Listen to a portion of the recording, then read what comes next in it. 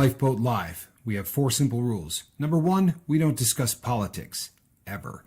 Number 2, this is not a religious channel, and while you might hear people say, God bless you, or I'm going to pray for you, or I wouldn't have gotten through this without my faith, that's fine. What's not fine is to say, my God is better than your God, or here's why you're not getting into heaven. It's not going to fly. Number 3, we believe wholeheartedly if you can't control your tongue, then you can't control your life. So while on board, there's not going to be any cursing in the live chat, period. And number 4, there is no room for mean people on the lifeboat. Because we discuss very sensitive things from people's past in our group setting, we got to protect those people. The only way they feel confident and comfortable discussing those things is in an environment that is free of trolls and mean people. So if you're a mean person or you're a troll, we're going to block you for life. And if your account happens to be less than 24 hours old, we're probably a little suspicious right from the word go. Why? Well, because there are people in this world who enjoy being cruel solely for the sake of being cruel. It's not going to fly here. But if you're here because you're trying to get sober and live your best life, then you might find that the lifeboat is just that, a lifeboat. I'm Captain Tommy Scoville, and we will see you on deck.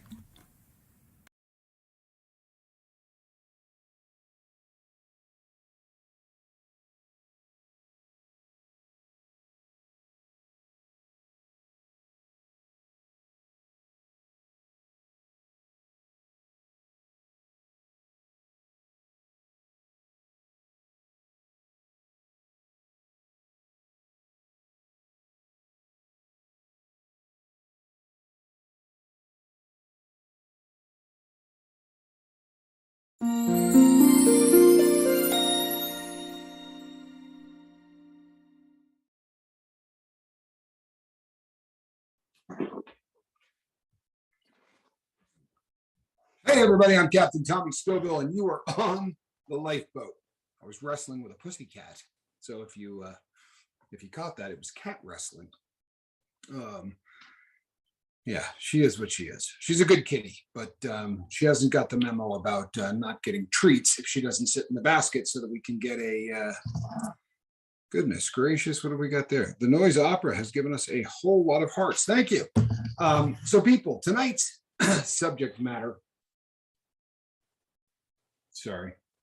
Tonight's subject matter is one that we probably should have attacked earlier, and we may have talked about it from time to time, but this is something that truthfully is probably one of the more important questions because it does directly threaten your sobriety. Hey, come here. Sorry, people, I got to take care of the cat. Give me 2 seconds. This is not going to fly. You're going to stay here. Hello, guys. He's got to do his thing, guys. So he's got to do that. Is really on one today. Hope everybody's doing well tonight, guys. Yeah, I just wanted to pop in real quick, make sure everybody was all right. I've been having just so everybody understands, I've been having issues with notifications going out, not only here on the lifeboat, but it's a YouTube issue right now. So why I'm saying that is, please resend this to people because they may not even know we're here right now. So please do that if you would. I would really appreciate it. And, it helps to share the stream anyway. Anyway, back to Tommy.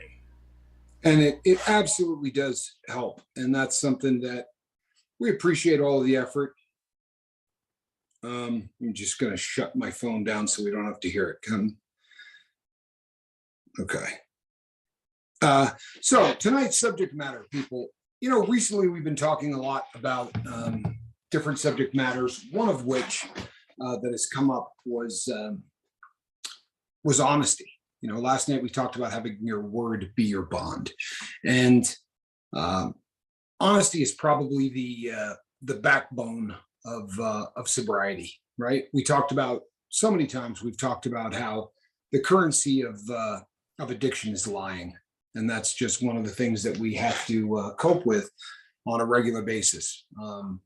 The opposite, obviously, is that once you get sober, the most important thing about staying sober is being honest with yourself, obviously, and with others. And this really comes up when you start to find yourself interacting with people that don't know that you're a drug addict. when you start interacting with people who don't know that you're in recovery, bad things happen if you don't make that very apparent very quickly. I'll give you a great example because it happened last night. I think it was, if it wasn't last night, it was the night before, but right before we went live, I had a doctor's appointment at 5:30 for my medical assisted treatment, and I didn't get to it in time. Something was going on, and so right as we were getting to go live, I said to my bobbleheaded partner, I blew my doctor's appointment, and they sent me an email that said, we can still fit you in, you're next in line. Fortunately, the process was over in a matter of seconds, right? It was a very quick meeting. The longer you've been doing that, the faster that they tend to be. But as I was talking to my doctor, he said, how are things going, right? I got the usual questions that I get every single month with the doctor. And he said, is there, are you experiencing any cravings? I said, no, I'm not. And we went through, a couple of other quick questions. And he said, so no complaints really of any kind. And I said, I've had a few issues with adult parole and probation for the federal government. Just sort of, growing pains as part of the process, because I have a new probation officer, and I'm getting to know her. And as it turns out, she's great, right? But I said, and the stress from that has been something that's just been a little bit overwhelming. And his first response was, would you like something for stress? Now, I'm on medical assisted therapy, right? If there's a person on the planet who's not a member of the lifeboat, who should have a real handle on exactly what my, proclivities are, it would probably be my doctor, who is handling my medical assisted therapy. And I said to him, Doc, I get addicted to everything. I can't, take something for stress. I said, no, I don't. That's not something that I think would be a good idea. And his response was, oh, I didn't mean anything narcotic. I was thinking trazodone. Now, if you know anything about trazodone, people, okay, trazodone technically is going to fall under something that that technically isn't going to be a narcotic, right? According to Hoyle. To say that trazodone can't be abused is one of the silliest things that anyone has ever thought. And maybe this is a doctor that doesn't, really have a handle yet on the whole drug addiction thing.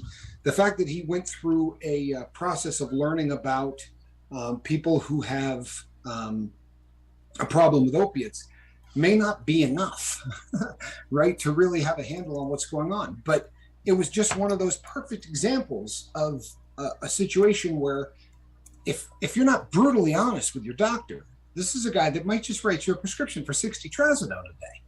And I promise you, people, I'm on a very even keel. I'm very happy with where I'm at in life. In fact, I've never been this happy. My business is good. The lifeboat's doing great. My relationships are solid. Everything in my life is good.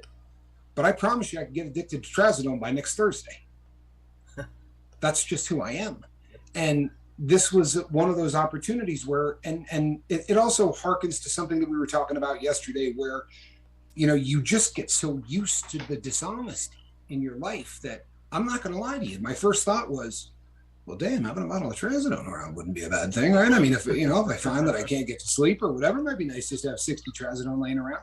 And I had to immediately jam on the brakes, because my first thought was, yeah, tell this guy you want some trazodone, right? Or hold out and see if there's something better. Maybe he could give you something it's that mindset that is the danger in this.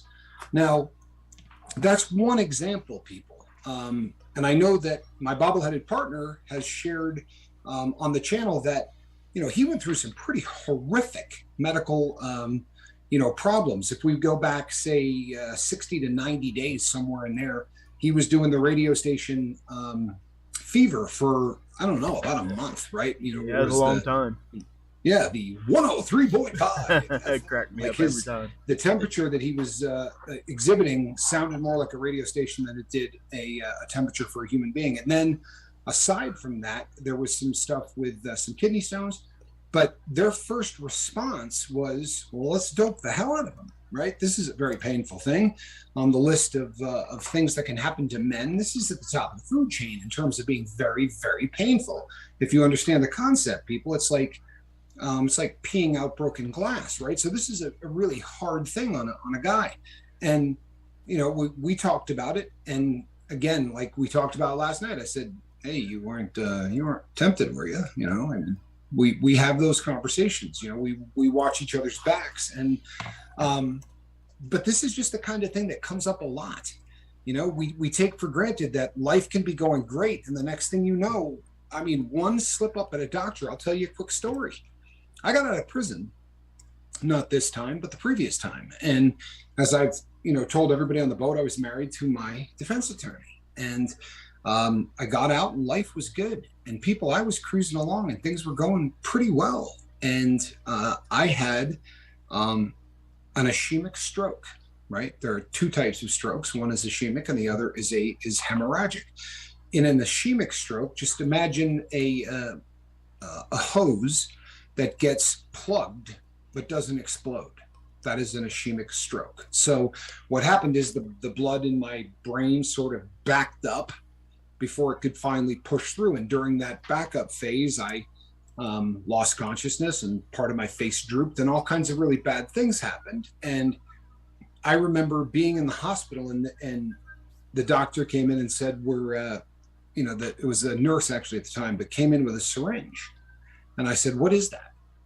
And she said, it's morphine. You know, it's for the pain.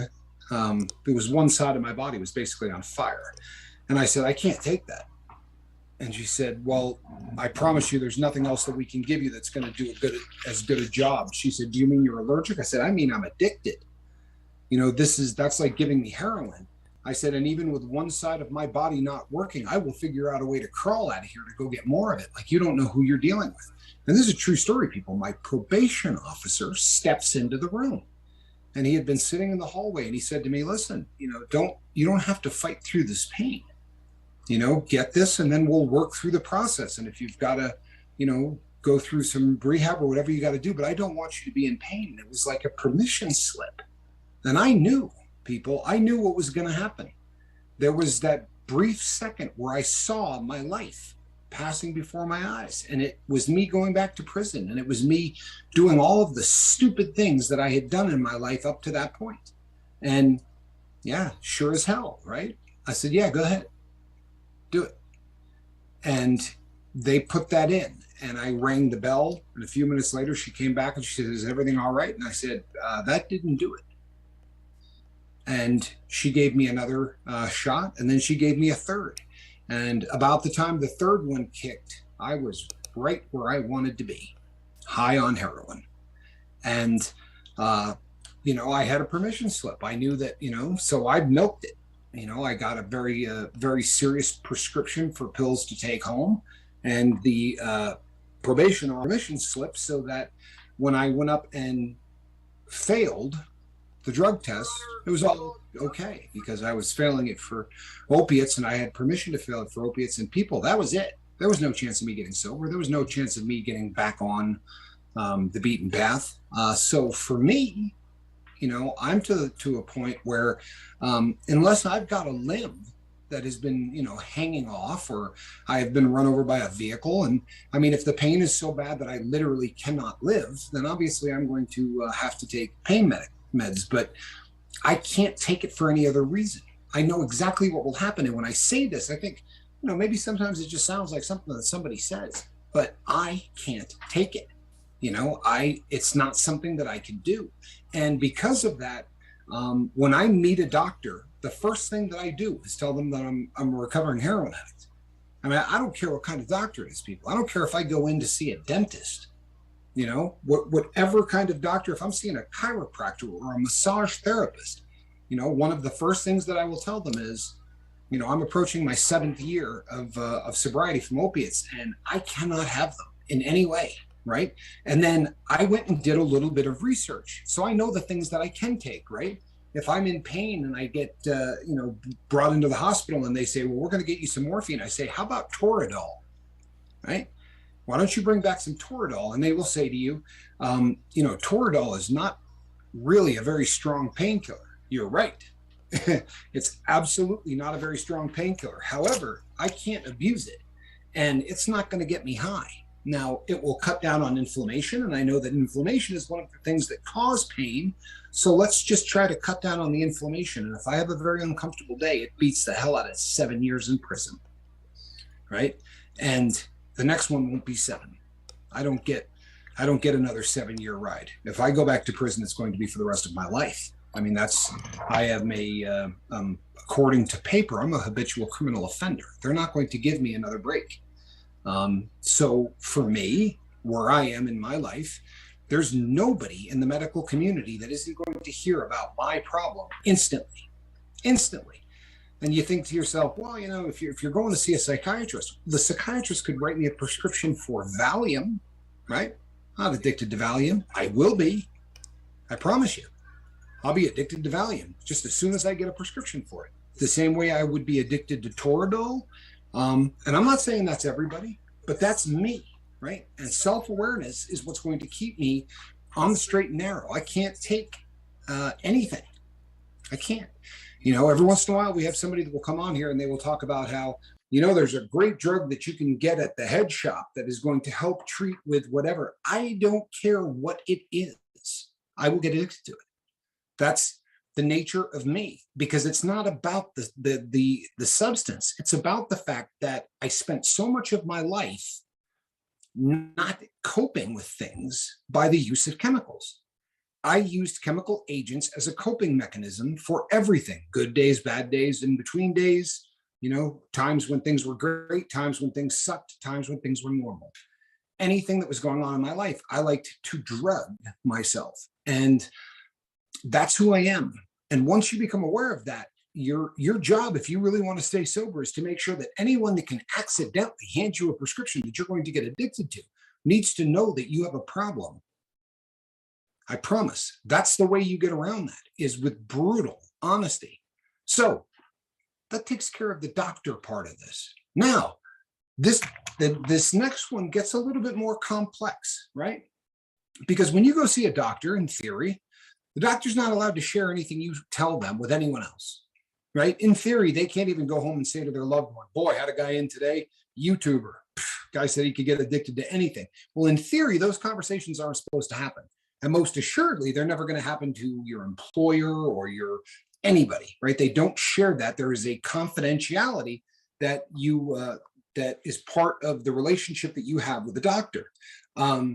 With friends, it's completely different, isn't it?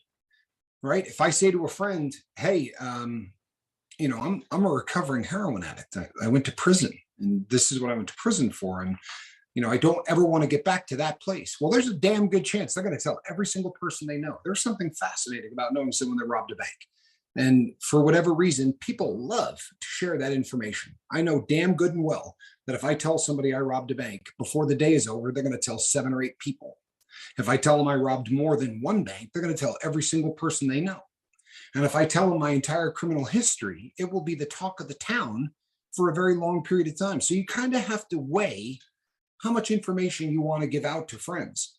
But the easiest way to ensure that people do not offer you something that can get you in trouble is to make sure that you tell the people that you care about, or the people who seem to care about you, that you're in recovery. Now, how much of that do you need to share? People, that is completely on you. It really is. Now, we beat the drum here a lot about owning your past. And there's a reason that, there's 15 reasons, but as it pertains to this particular topic, there's a reason it's important to own your past, right? Because the more comfortable you get admitting the things that you've done in your life, the easier it is to say to somebody, hey, I was the biggest loser that ever lived. When I was on opiates, I was a reprehensible human being that broke the law and went to prison and stole from my family. And yeah, I don't want anything to do with any of this. It's a difficult thing. If you don't own your past, that's not something you're going to feel very comfortable telling somebody, right? And make no mistake, people, they're going to talk about it. That's just something that you have to become accustomed to. That is part of our life. It's salacious, and anything salacious is fun as hell. If you don't believe me, when this video ends today, it's going to pop up the Johnny Depp trial instantly, whether you're looking for it or not. Why? Because it's fun to listen in on other people's lives and find out the things that they're doing. And the more famous the person, the more fun it is, right? But this is something that all of us have to deal with. And depending on what your chemical of choice was, this could be a very difficult thing, right? I take it a step further. You don't have to do this. You don't have to do anything. But I'm telling you how I do this. My bobble-headed partner will share the things that he does. That's the sort of the nature of this show and the things that have worked for us. But if I'm going to a party, right? And I'll be really honest, people, I don't go to a lot of parties, right? It's not really that big of an issue for me because it's just not a part of my life anymore. But if I'm going to a Super Bowl party, right? Or if I'm going to, a Christmas party or anything else, I want to know what kind of gathering I'm going to. Truthfully. And I've never had anyone that gets really bummed out when I ask them the questions. Hey, Mark, no hard feelings, but I'm just curious because I'm in recovery. Is this the kind of party where people are going to be, pulling bong hits? Is this I live in a state that marijuana is legal. Are they going to be passing joints around? I'm not particularly concerned that I'm going to be tempted, although I no longer drug test for the state every day. For the government every day. I'm still on a random list. I don't think that secondhand smoke is going to get me to fail, but I'll be really honest. I don't want to be at a party where people are smoking pot. It's just a personal thing. It's an environment that for me isn't healthy. If that's something that doesn't bother you in the slightest, well, then that is completely on you. I don't want to be around it. That's just who I am. It's the phase that I have, the area of my life that I have, arrived at, that I don't want to put myself into situations that can get me in trouble, right?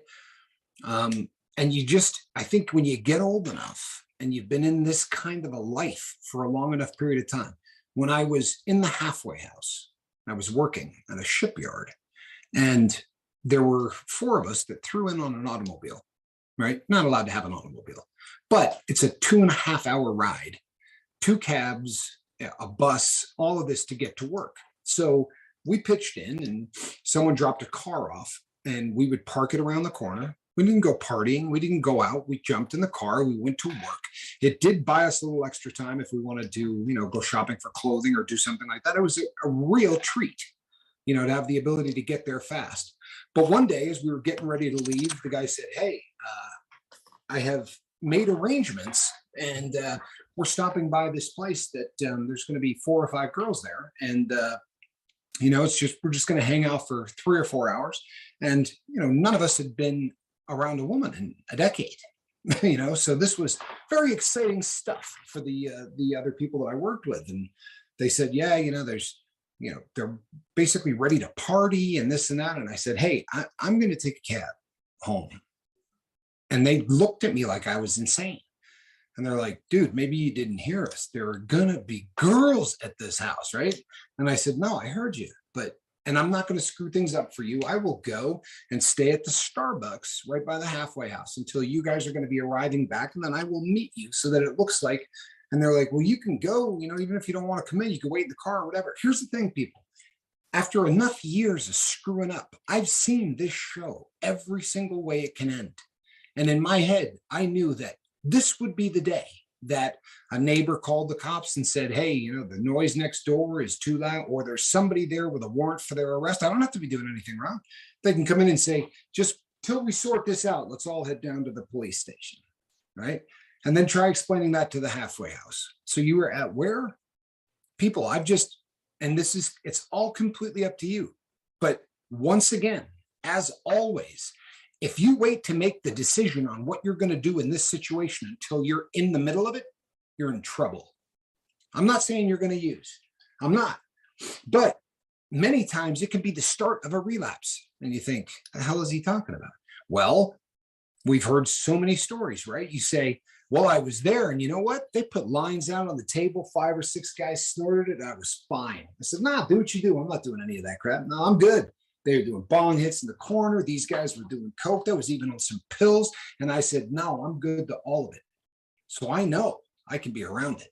So the next time when someone says, hey, we're so-and-so's getting together again, and I just thought I'd warn you, there's probably going to be some dope there. Oh, I'm not worried about that, right? I just did that. I just watched it, got through it, no big deal.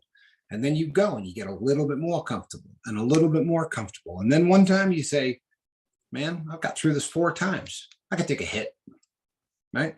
One hit, that's all. And you know what, people, it might even work. You might take a hit and go, see, that was nothing. You know how many times I've heard this story?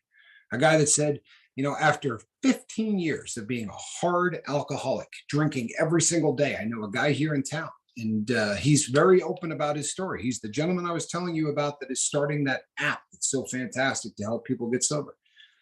And he said one of his friends invited him to go watch it was the baseball World Series, right? So he went down to watch game 2. He said he had 2 beers. That was it. And then the whole ride home, he said to himself, man, I got this licked, right? That's all I needed was the 6 months off, man. I just drank 2 beers, didn't need a third, no problem at all. So they went and watched game 3, and he had 2 or 3 beers, and that was it. Didn't drive, didn't do anything. And he said, yeah, I got this. This is completely under control. He said the last day that he drank, he remembered taking a half gallon of McCormick and squeezing it as hard as he could to get as much of it out of that plastic bottle as he could, because by then he was already having the shakes after 6 days of drinking, and knowing full well that at 9 o'clock in the morning he was going to see a judge.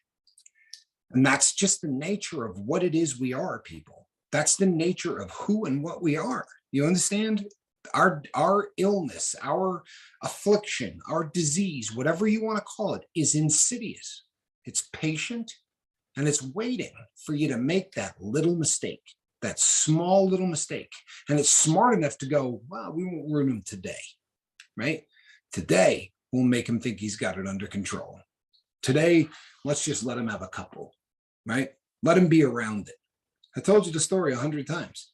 Right? I went to a guy's house and watched him shoot dope and walked away like I am king of the world. And when I went back the next time, I said, hell, here, buy yourself a little extra. I even bought the stuff, didn't do it. But I had relapsed the first time I showed up. You understand? So the question isn't, what am I going to do if somebody offers me dope, right? That question needs to be answered a month before somebody offers you dope. The better question should be, what am I going to do if I find myself in this situation, period, right? What am I going to do when I find myself around people who I know still use? All of these things become a huge part of what it means to remain sober. I live in the biggest little city in the world, right? Doesn't mean it's a big city. It means it's a little city. And there aren't too many people in the drug game in this town that I don't know. And I'm not kidding you. 5 times a week, I see one. And I look through them. Maybe that makes me a dirtbag, but you know what? I'm a sober dirtbag. But I look through them. I don't know that person. I don't have any desire to know that person. Unfortunately, that's the nature of this. I'm not strong enough at year 7 to go and spend time with people who are still using drugs. I don't know. Maybe at year 30, that'll be me, but it sure as hell ain't me today. So the question becomes, is that you? You feel like you can be in that situation and you can take care of yourself? Make that decision before you're in that situation. And my advice, take it or leave it. But my advice is, nobody is that strong. They're not. Doesn't mean you won't get through it, right? You might get through it once. You might get through it twice. You might get through it 200 times.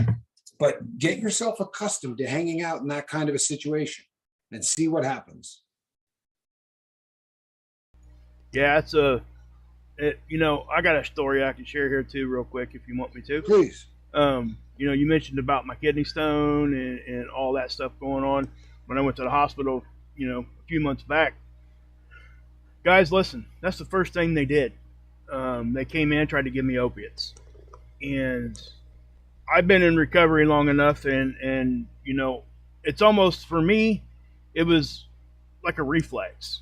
I just immediately said, do you have anything else? That's the first thing that came out of my mouth. And I understand that a lot of people are not there. Okay, I get that. It also helped my wife was there. Okay, she was there with me, so just somebody that I could, definitely I don't know. I could just lean on if I needed to.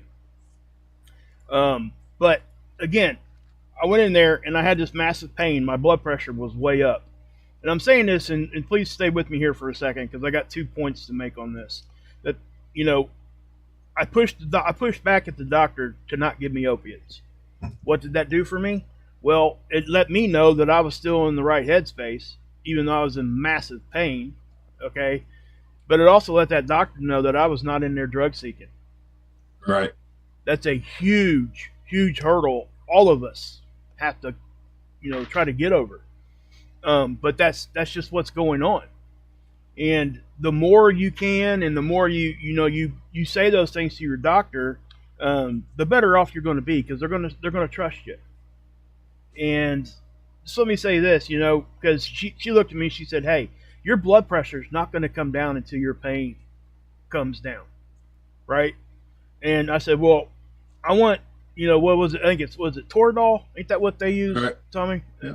I said, "Can I, what about that?" She said, "That's not going to work. You have to have something." And I said, "Well, I'd really like to at least try it." She said, "I appreciate that." She was like legitimately trying to talk me into taking the opiate. And, I looked at my wife and I said, it's like looking at her like, "What do you think? Should I do this or shouldn't I?" And what I found, because of my medicated assisted treatment that I'm on, my Suboxone, I let her give me the shot. Right? And it did. It really backed the pain off enough that my blood pressure lowered. But I was sure to tell that doctor, "Don't come in here and ask me if I want more. I don't want you to do that." Right? If I need more, I'll come say something to you. Please don't ask me, because I'm going to say yes. You know what I mean? I know my limitations is what I'm trying to say. And she's like, "Hey, listen, if I thought you were in here drug seeking, I never, ever would have done that." Right? She would not have done that. Wouldn't have done any of that. She said, I wouldn't be offering this to you. Not even 1 second. And it helped because she was younger. And again, I'm bringing this up because the newer doctors that are coming out are now being trained on medicated assisted treatment. Right. Okay. So it's making a huge difference in our lives because they understand. They understand this. And they're going to see right through you. They really will. Even before they seen right through you, but they were able to not have to deal with it by just throwing a prescription at you. And that's really what it comes down to. But you have to get yourself into a position to where you don't really,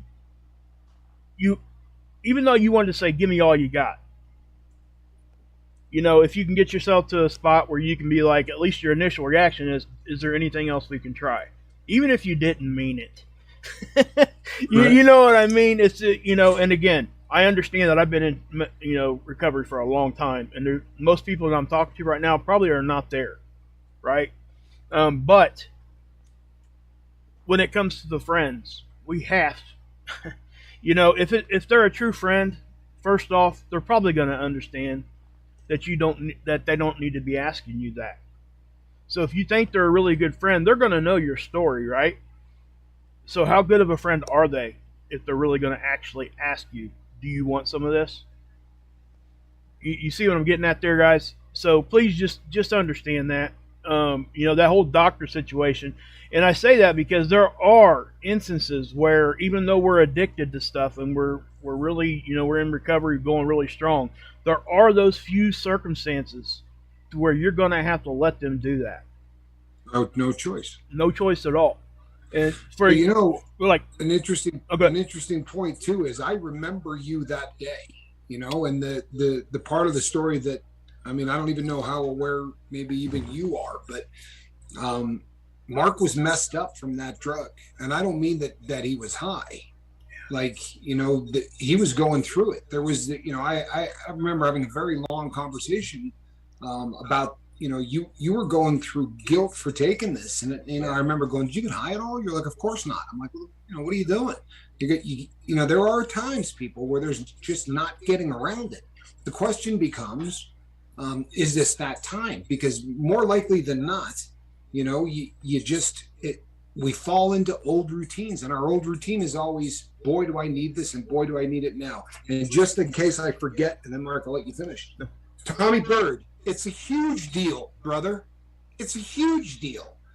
Tommy is back on the road. He was able to get a license and he said, probably doesn't seem like a big deal to most people. It's a huge deal.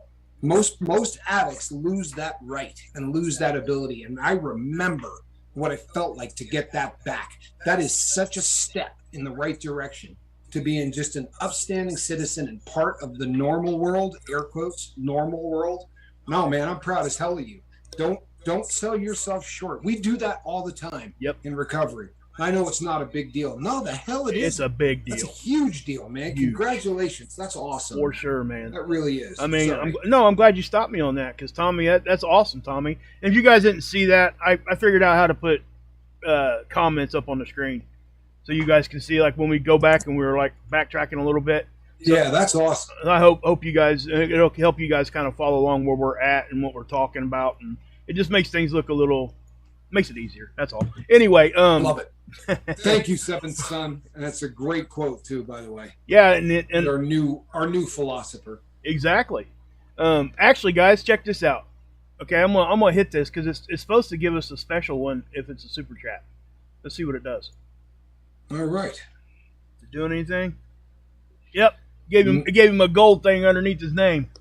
Nice. This is pretty cool. It's pretty cool, guy. I'm sorry, I get all geeky. No, I dig it. Tech stuff, man. Mark hit me up last night to tell me that he had figured this out. It was a little late because, again, last night I passed out right after the show for the sun poisoning. I think I feel good today, though. But right, yeah. But I remember going back because I know I squirreled away, but it was. I hate to say it, and I hate to say it this way, but it left me feeling great. How much it messed you up. You know what I mean? As a friend and a brother, to know that was something that really affected him. People, if you had been privy to the conversation, he was not at all happy about the fact that they had to give him this, and it was something that he was really wrestling with. And I remember saying, "Stop beating yourself up." Well, if you were happy about it, it would be worth beating yourself up, but you weren't. Right. And I appreciate the fact that you even talk to me like that, because it's. We need that, guys. I'm sorry, we just do. It doesn't have to be a blood relative. We say we choose our own family because we do. And that's what you have to do. And you got to find people in your life. If you don't have none now, well, you're looking at about 30 of us in this room right now. So there's about 30 of us that'll talk right back to you. It's not going to, and sometimes it doesn't even need to be anything dramatic. Sometimes the little stuff just piles on, right, Tommy? I mean, yep. And it becomes something, and then something that shouldn't have been that big of a deal ends up throwing you way off the track. And that's what we kind of do. That's why we do this daily. This is one of those things that helps us, and we get in a routine. And I have to say, 5-6 years ago, if I'd have walked up in that hospital and they just said, hey, we need to give you all this Dilaudid to get yourself feeling better. And I said, well, after you give me that first one, you might as well have the second one right behind it. Right. I mean, honestly, that's where I would have been. Bust out the handcuffs as well, because we'll just cut out the middleman. Yeah. Swiss Vape, I am so sorry, my brother. Swiss Vape put up a comment. If you've been on the boat for any length of time, you know the story of him helping a friend of his get clean, and he lost that friend yesterday to a drug overdose. And it's one more statistic, right? But it's so much more than a statistic. And I'm so sorry, man. I really am. I know that it probably doesn't seem like much of a consolation, but boy, when you do everything you can for somebody, that's the most that you can possibly be expected to do. And it's the most that you could, you can't do more than that. And you definitely put in the time and the effort. And you know what? You're a great guy for doing that. It doesn't change whether we're successful or not, people. We talk about it all the time. The odds are not in our favor, right? The reason that the lifeboat is so special, and the reason that it's so great to look out and see the same names day in, day out, is because statistically speaking, We shouldn't be. We should not be seeing the same names. The fact that you guys are coming here night after night says that you're not just fighting the good fight, you're winning. And we're going to lose a lot of friends along the way, people. And with the drugs that are going around today, 5 years ago, when we lost somebody, they might come back. And now when we lose somebody, they don't. And it's never going to get easier, thank God, because you wouldn't want it to. But this is part of the reality of the new world that we live in. And I'm sorry, Swiss, I really am, but I am so sorry. I would ditto that. I mean, you can't. It's so hard. There's really no words sometimes, But just know that you were doing the right thing, man. You really were. And anybody, and why I bring that up is because even though at the end of the day you weren't able to help that person, the fact that you're willing to come here and share that has helped everybody that's seen this. Yeah. I mean, it's never going to get any easier. And truthfully, I do know how you feel. And I think a lot of people here do. And it's, I wish none of us had any idea how you felt, but unfortunately, this is the only affliction on the planet that, when somebody passes, half of the world goes, well, it's their fault, right? There's no other affliction out there that steals sympathy, right, from the rest of the world. And there's something about our particular affliction that for whatever reason, the world doesn't seem to have the same amount of sympathy for us that they do for a lot of the other things that can happen to people. But boy, I do. And I know that Mark does. And I know that everybody else here does. So thoughts and prayers, man, for you and for the family of your friend. Yeah. Don't let this dissuade you from being the same cat that you are. Keep doing what you're doing. You know what? The vast majority we're not going to save. That's just the reality. But you know what? Every time we save one, it's, there's a magic to that can't be explained. And the ripples will go down for generations, long after we're dead. The results of that. Yep, the results of that will continue on and on and on. It's almost a type of immortality, people, for real. Every time we save one, we change the earth forever. Yep. Forever. And let me add this. Swiss. Yeah, and let me add this, Swiss. I just flopped a comment up there for everybody to know what I'm talking about here. You said his kids were running towards you while you were crying. That right there is telling you that you had an impact on that person's life. Because not only did you impact them, his kids were running towards you. His kids were going to that safe spot, which was you. And you really should honestly be proud about that, at least. If you can grab anything positive about any of that, just wrap your arms around him, man. I'm sure you did. It's just, again, that's just one of those things. But know that you didn't do anything wrong. Lord, no. It just is. Yeah. Hard to. And the fact that you stayed sober through all that, people, this is, we talked about this the other day. When we build the toolbox, right? When you put together the toolbox that gets you through things, Swiss, there is no such thing as a bright shining spot to anything like this. However, you get through today, there's nothing that's going to come down the pike where you say, I can't get through this. Right? Nothing, because there's never going to be anything this painful. There's never going to be anything this difficult to deal with. You get through today, and he wants us to. My gosh, what a statement on your sobriety and on your journey. God bless you, man. Yeah, the guy's name was Peter. Guys, he wants us to. Swiss asked us to do a moment of silence. I'm sure we can absolutely get that taken care of. If you want to go ahead, Tommy, go ahead. Absolutely. If we could have a moment of silence for his friend Peter, I think that would be wildly appropriate.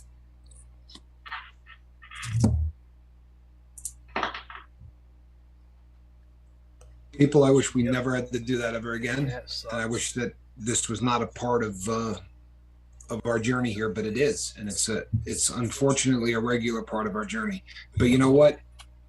Whether you realize it or not, people, were making a difference. Swiss, you're making a difference. Yep.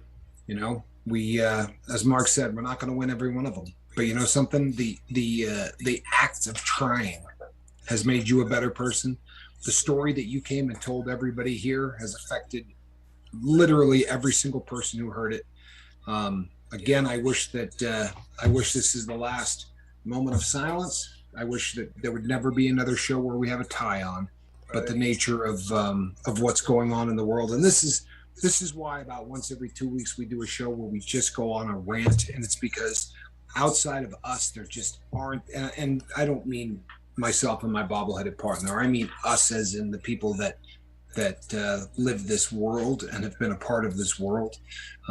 There's nobody else beating the drum, people. There really isn't. It's starting to catch a little bit of momentum, but every single time we lose somebody, it should just become so much more stark how badly this needs to get under control. This is worldwide, right? This happened on the complete opposite end of the world from where we are right now, but that's the world that we live in right now. So, and I'm gonna put this one up too, because I think it applies. It's not necessarily with the addiction and the overdose stuff, but Brandon. By the way, my arm is shot. Sorry, I saw a question. It's not getting any better yet.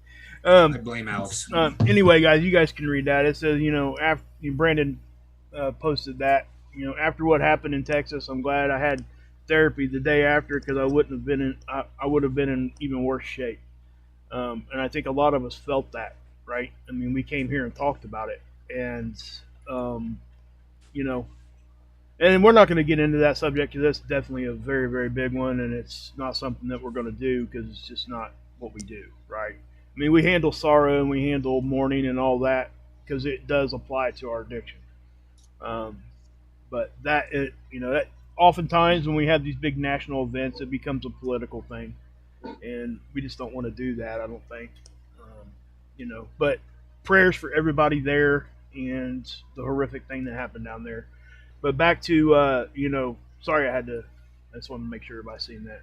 But Swiss, anything you guys need, anything you need, you can reach out to any of us, honestly.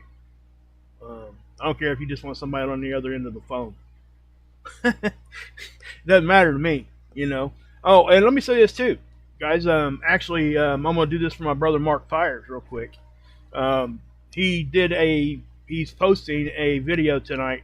His live show is going to be about 45 minutes long. He said he did a parody on the Amber Heard and Johnny Depp trial. It's like a 45-minute movie thing release that he's doing. I guess I could put that in the chat right now. I'll put the link in there, guys. So if you guys want to get a good smile, go over there, guys. I'm telling you, we don't send you to people that aren't going to give you a smile or at least let you know, hey, we're here for you. We don't do that. This is a guy that very, very funny cat. Does some amazing voices, and as far as imitations, and he's just a positive guy. We love Mark, to be sure. 100. M Hunt, when you come here and you say you're doing well and life is good, it tickles me in ways that I can't explain. Glad that you're doing well, brother. I really am. And the major, I saw the major write that the conversation's triggering you. And that's tough. It really is. Please, anytime, any of you, if you feel something is that we're talking about, anything that's going on, if you feel like you're being triggered, say it out loud. Yep. Seriously, just the act of saying that sometimes is enough to make a difference. Truthfully, the more we communicate, the better off we are. Yep. That's a stone cold fact. It's the nature of sobriety. We can actually help you walk through that too, and we wouldn't know you were triggered unless you told us, right? But there's a link to that I think it's going right now. But and M Hunt says we should hear him do voices, and we're looking forward to that day because I know that you that's actually right in that is his actual talents, what the man does.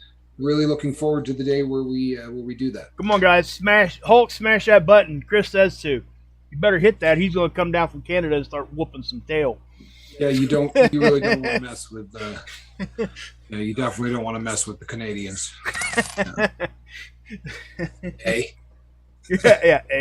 Yeah. They get you all sticky with that maple syrup. Hey. Yeah, I know. You're from up there, Vermont. Let's go. Their stuff isn't maple syrup. Let's not get that. Come on. We won't go down that road. I could have went down the yeast extract. I'm not even going to say the name.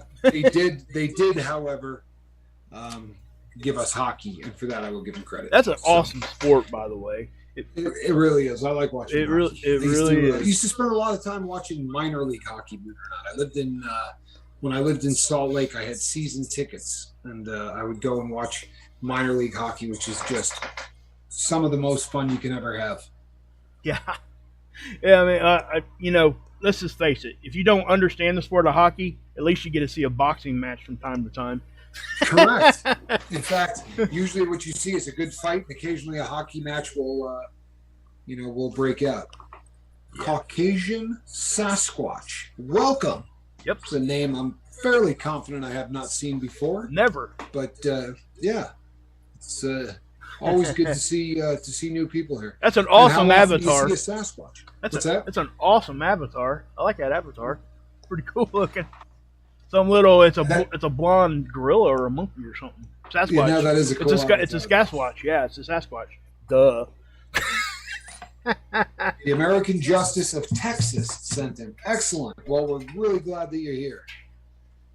There you go. There's. I put it up there. People can see it now. Perfect. Like that. You guys like that? And I hope you guys like that. I mean, I really thought, because I thought I had to download a whole nother program and everything else, and it was a lot different. But we're glad to see you, Caucasian Sasquatch. Glad you're here. Really am. Hopefully you'll stick around and share your story or just listen to ours, and you'll find out that you're a family when you walk in the door. Right. All you got to do is step foot on deck. Instantly, family here at the Lifeboat. Yes. There's no question. Yes. Yeah. He said that's a white Yeti. He said the white Bigfoot. It looks like you. Nice. It looks like you. You got a beard, probably. Then I'm sure. I'm assuming. Would have to. Well, thanks, Stacy. Appreciate you. This is a cat that so badly does not want to be in a basket tonight. She is just really on one. Hey, she's been on one since we started talking before the stream. Honestly, people, if you Mark saw before we got rolling, but I don't know what the deal with Squirrel is today. I think we're getting on that time of the year where a lot of windows are open, right? So she's got the breeze and everything coming through. But she has been disassembling things. And you got to realize that I have just hundreds of watches around. And every once in a while, you'll see the cat try to run through a room with a leather strap in her mouth and a watch dragging behind it. And you really have to love your cat at that point. Squirrel. Hey. For sure. Don't do that. Sure. Yeah. She's people. Yeah, we're right at the top of the hour, man. Yeah, she is an absolute challenge. But she is I get far more joy from Squirrel than I get frustration. I will tell you all this as well. Earlier, I want to say towards the beginning of the week, I had talked about an interview that I was going to be doing with a young lady that is going through quite a time. As I mentioned at the time, she was in a car accident while drinking, and the court case has been ongoing for close to 4 years. And she has a couple of months before she is going to have to go to prison. And today I got together and had breakfast with her and a couple of other people, and I asked her again about doing the Lifeboat. Last time I asked it in a sort of with an intermediary. This time it was she and I sitting down together, and she is enthused about doing it. So now it's just a matter of getting the days right. I assume it is going to be this week, and I will encourage all of us to be ready for this one. Don't miss this, because this is really going to be pretty wild stuff. She had a very, very she had a great career that she was well on the way. She had done some work for CNN and done some work for ABC. She was involved in as a newscaster. Beautiful, beautiful girl, and just it's such a great example of how your life can get completely derailed like that. You know, this was she had everything in life going, and then just one small screw up. And it's a perfect example of how, truthfully, people, aside from the fact that she was, drinking, this wasn't her fault. So you'll hear the whole story, but it was an accident that was the fault of the other people involved. But all you got to have is some alcohol in your system, and that is all that she wrote. Mark Pyers. Yep. Renaissance man. Speak of the gentleman, and he shows up. There he is. We were just talking about you. Yeah. Your ears burning? Yeah, apparently, right? Yeah, for Good sure. to see you on the boat, my friend. Yep. Always a pleasure. Yeah, we were just talking about your talent and recommending that people stop by and check out the show this evening. The parody, I understand, is what's coming up. Yep. Greatly looking forward to that. It's going to be funny, guys. I mean, you guys, I've seen pieces of it already. So, guys, it's hysterical. So, please come check it out. Mark is very talented, if you guys haven't known. And again, you're not getting negativity over there, just like you're not going to get it here.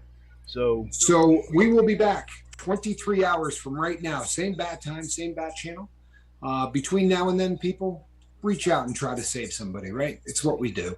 Yep. For real. And these are pretty serious times. So, and our thoughts and prayers are with Swiss Vape and the family of his friends. I am Captain Tommy Scovel, and on the other side of the glass, Mark Wages. And this is a cat that refuses to get in the basket. Say goodnight, squirrel. Good night, everybody. We love you.